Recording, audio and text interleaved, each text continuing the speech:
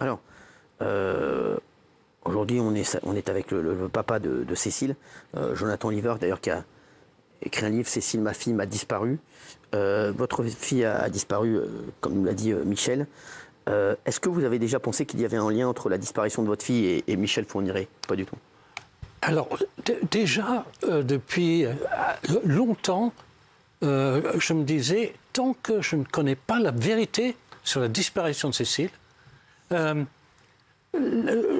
Michel Fourniret serait un responsable logique, vu sa façon d'aborder des personnages à l'extérieur, etc.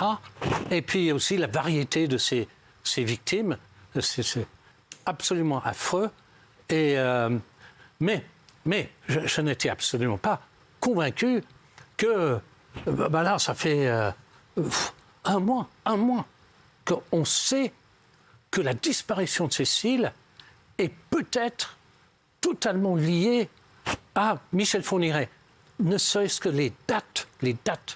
Elle a disparu le 8 juin et Monique Olivier l'a vue avec Fourniret, c'était le 9, hein, le 9 juin. Le 9 juin. Le 9 au soir. Alors, et Cécile, c'était la seule disparition d'enfants mineurs en cette époque, en 97.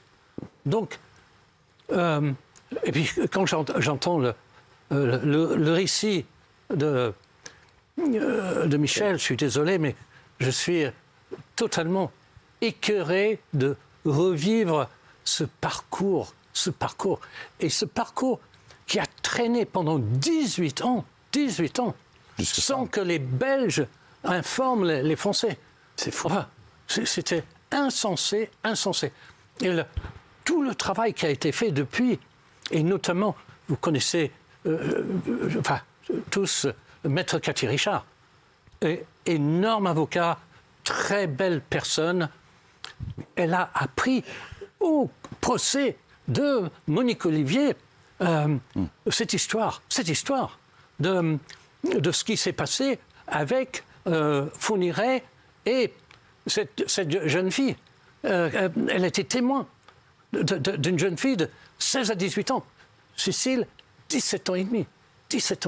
Comment on fait pour vivre comme ça quand on n'a pas de réponse et qu'on sait que sa fille a disparu? Comment vous avez vécu toutes ces années? Excusez-moi. Comment vous avez vécu toutes ces années quand on sait qu'on n'a pas de réponse, que sa fille a disparu et qu'on n'a pas de réponse de la justice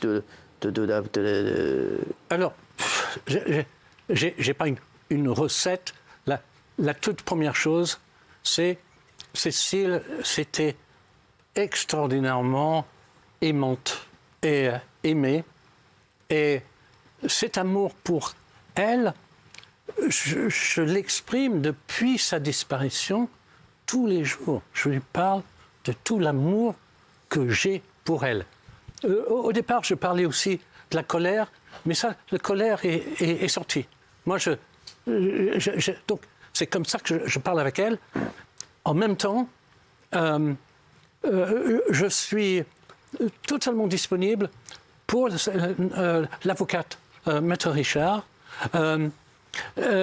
si elle a besoin de moi, ou pour une activité avec les médias qui ont joué un rôle très important par rapport à la disparition de Cécile. Est-ce qu'aujourd'hui vous êtes, je n'ai pas envie de dire soulagé, mais est-ce que vous dites au moins on a peut-être des éléments de réponse? Est-ce que ça vous soulage ou est-ce que vous vous dites au contraire il y a eu vraiment des failles incroyables et comme disait Michel, il y a eu des problèmes qui ont fait que c'est inadmissible. Alors, ce qui s'est passé pour vous, Michel. Hein. C'est deux choses. Oui, c'est deux choses. Je suis totalement écœuré par ce monstre. C'est un monstre qui a été étranglé il y a 20 ans. Ce monstre-là, mais en même temps, si le dossier de Cécile trouve résolution, ce sera très important. C'est très important. Parce que 25 ans, en étant sur le qui-vive, peut-être, je ne sais pas encore, peut-être cette cicatrice qui est là, qu'ils ne se ferment pas, peut-être elles se fermeront. Peut-être il y aura un deuil à faire, mais ça, je ne fais pas de pronostic de ce qui lui est arrivé, ni ce qui va se passer. Mais c'est deux choses très importantes. Une vraie piste épouvantable, mais en même temps, une piste qui va peut-être mener à la fermeture du dossier. Michel. L'enquête a connu, après 27 ans où où rien ne s'est passé, elle vient de connaître un formidable coup d'accélérateur. Parce que tout à l'heure, dans mon récit, j'ai oublié de préciser un ou deux détails. J'ai parlé de la taille de Michel Fourniret et de Cécile Valin, mais également la concomitance des temps, c'est-à-dire disparition le 8 juin, l'appel de Fourniret le 9 juin au soir, et ça correspond à peu près au délai de route, sachant que Fourniret n'utilisait jamais l'autoroute, qui prenait que des nationales, et donc il y a 800 et quelques kilomètres, et ça peut coller, si vous voulez, par rapport aux horaires. Et j'ajoute encore que Michel Fourniret avait de la famille en Haute-Savoie, en Savoie, et qu'il avait une nièce notamment, et qui connaissait la région. Justement, il y a beaucoup d'affaires là qui n'ont pas été résolues depuis le début de la saison. Le petit Émile, on n'a pas de nouvelles.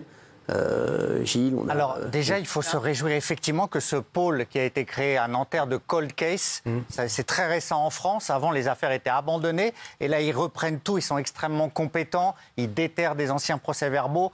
Et effectivement, en se saisissant de cette affaire, monsieur, on espère vraiment qu'ils vont pouvoir faire éclater la vérité, reprenant les PV, etc.